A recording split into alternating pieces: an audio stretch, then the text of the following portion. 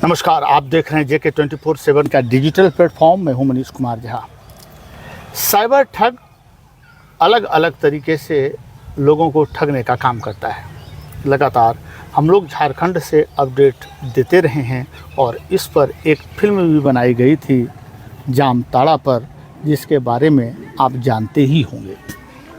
जामताड़ा का नाम इसलिए प्रसिद्ध हुआ क्योंकि यहाँ साइबर ठगों की उत्पत्ति होती है। छोटे छोटे बच्चे इसके लिए प्रशिक्षण लेता है और बाद में वह साइबर ठगी का काम करता है। जब आप वास्तव में जामताड़ा जाएंगे तो आप देखेंगे कि छोटे छोटे बच्चे आसानी से अंग्रेजी बोल सकते हैं, परंतु उसे इसकी ज्ञान नहीं होती है।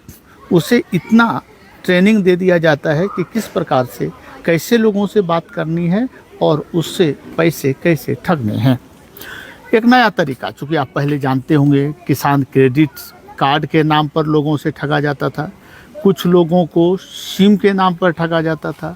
कुछ लोगों को यह कहकर ठगा जाता है कि आपको व्हाट्सएप की ओर से, फेसबुक की ओर से गिफ्ट मिला है, आप उसे अपने अकाउंट में लें। किसी को मेडिकल सुविधा के नाम पर ठगा गया है। अलग अलग तरीके से जिस तरह का साइबर ठग मौका पाता है, उपयोग करता है। इसमें हमारी ग्रामीण जनता ठगी चली जाती है। आज एक नए तरह के खुलासे के साथ मैं यहाँ खड़ा हूँ। जो हमारे साथ मौजूद हैं, ये हैं राजा भंडारी।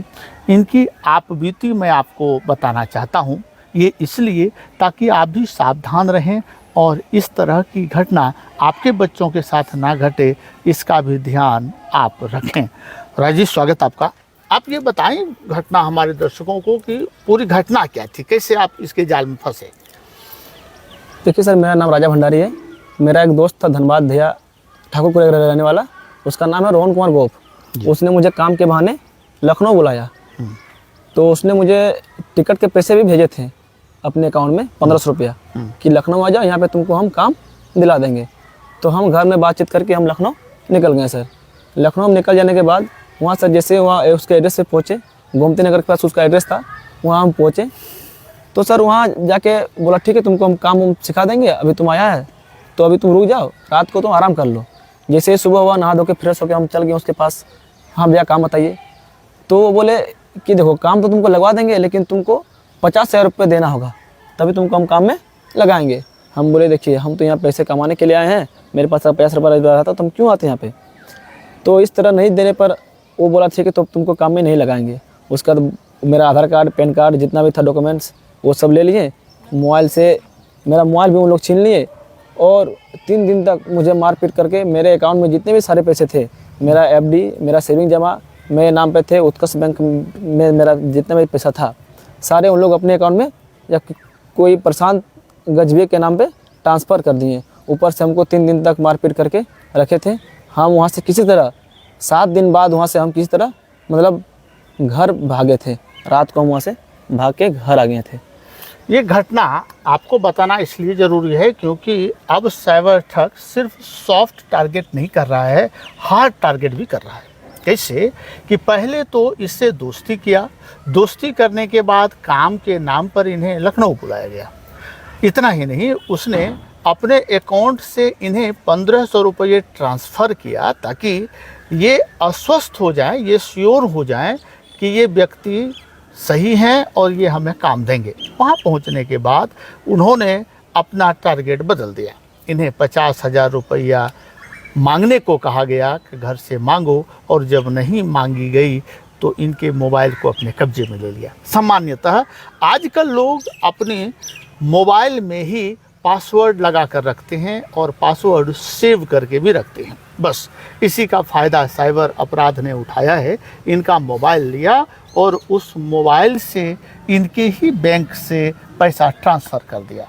अभी का एक नया सिस्टम है कि हम अपने मोबाइल से ही FD कर सकते हैं और FD तोड़ सकते हैं। इसका उन्होंने फ़ायदा उठाया, FD तोड़कर सेविंग अकाउंट में पैसा लिया और फिर उस पैसे को ट्रांसफ़र कर दिया। मुसीबत यह है भोली भाली जनता की कि वहाँ से भागने के क्रम में इन्होंने पुलिस को भी सूचना नहीं दी, क्योंकि इन्हें इतना डरा दिया गया था कि यदि आप पुलिस के पास जाते हैं तो आपको हम मार देंगे, आपको जान से हाथ धोना पड़ेगा। अभी ये हमारे साथ हैं, आप बीती बता रहे हैं। आने वाले समय में इनका कहना है कि ये पुलिस के पास जाएंगे और मदद मांगेंगे। एक चीज़ ये भी दर्शकों को बताएं कि सामान्यतः FIR का फुल फॉर्म ही होता है फर्स्ट इन्फॉर्मेशन रिपोर्ट। हाँ। आप पढ़े लिखे, कितने पढ़े हैं आप? हम तो सर ग्रेजुएट हैं। आप ग्रेजुएट हैं, आप हर चीज़ को जानते हैं। हाँ, जानते तो फिर आप ये इन्फॉर्मेशन पुलिस को क्यों नहीं दिए? क्योंकि पुलिस तो अनभिज्ञ है इस मामले से। हाँ सर, क्योंकि देखिए मेरा रकम जो था कुछ ज़्यादा था, 7,50,000 के करीब था। तो मुझे वो उससे मेरा बातचीत हो रहा था, घर आने के बाद भी हम उससे बातचीत किए थे। तो वो बोले थे तुमको तुम्हारा पैसा हम वापस दे देंगे, तुमको कुछ नहीं करना होगा, अगर तुम कुछ करता है तो तुम्हारा घर एड्रेस पता हमको सब मालूम है, तुमको हम जान से मार देंगे और तुमको पैसा भी नहीं मिलेगा। इसी कारण से हम डर से उसको कुछ हम किए नहीं। और अभी भी उनको आशा था कि हमको वो पैसा दे देंगे, लेकिन पिछले महीने से उसका फ़ोन बंद आ रहा है। तो आपका जो डॉक्यूमेंट्स है जो उसके पास रह गया है, यदि उसका वो दुरुपयोग करता है तो कल दिन तो आप दोषी हो जाएंगे किसी कारणवश।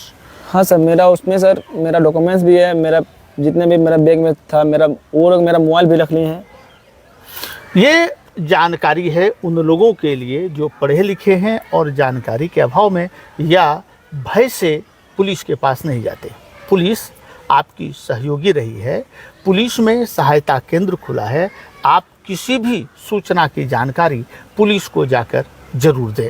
हमारा यह समाचार सिर्फ और सिर्फ जागरूकता के लिए है, जिससे कि लोग जागरूक हो जाएं और साइबर ठग के द्वारा अपनाए गए अलग अलग मेथड को समझें और अपने आप को सुरक्षित करें। आप समझें कि पहले वो किस तरह इनसे दोस्ती करता है, दोस्ती करने के बाद इन्हें बुलाता है नौकरी के बहाने, और जब यह वहाँ पहुँचते हैं तो इनके साथ यह घटना घटती है।